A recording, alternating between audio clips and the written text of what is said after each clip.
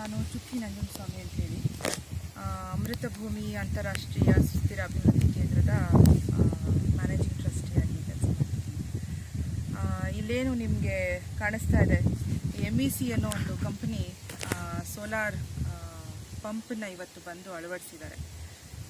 ಇದೇನು ಕೃಷಿಗೆ ಕೊಡುವಂಥ 4 ಗಂಟೆ ವಿದ್ಯುತ್ ಶಕ್ತಿ ಏನಿದೆ, ಅದು ನಂತರದ ದಿನಗಳಲ್ಲಿ ಖಾಸಗಿ ಕಂಪನಿಗಳ ಸ್ವತ್ತಾಗುವಂಥ ಒಂದು ಆಪತ್ತಿನ ಕಾಲದಲ್ಲಿ ಇವತ್ತು ನಾವು ನಿಂತಿದ್ದೀವಿ. ಹಾಗಾಗಿ ನಮಗೆ ಬೇಕಾದಂಥ ಎಲ್ಲ ಕೃಷಿಗೆ ಬೇಕಾದಂಥ ಸಂಪನ್ಮೂಲಗಳನ್ನು ನಾವೇ ಸ್ವಾವಲಂಬಿಯಾಗಿ ಒಂದು ತಯಾರಿಸ್ಕೊಳ್ಳುವಂಥ ಒಂದು ವ್ಯವಸ್ಥೆಗೆ ಇವತ್ತು ರೈತ ಬರಬೇಕಾಗಿದೆ.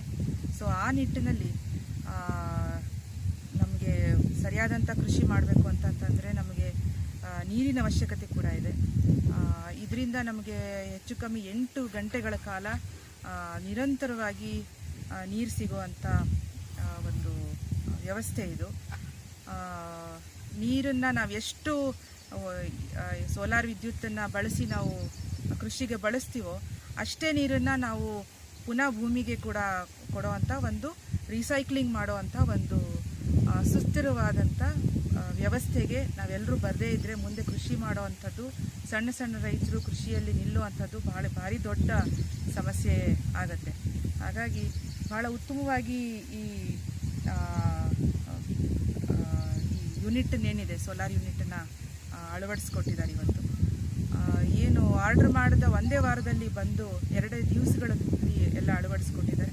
ತುಂಬ ಉತ್ತಮವಾದಂಥ ಏನು ನೀರಿನ ಔಟ್ಪುಟ್ ಕೂಡ ಬರ್ತಾ ಇದೆ ಇವತ್ತು.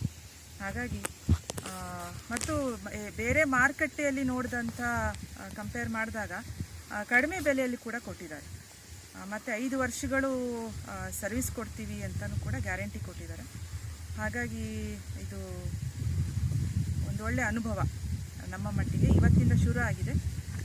ಮುಂದೆ ಹೇಗೆ ಹೋಗುತ್ತೆ ನೋಡೋಣ.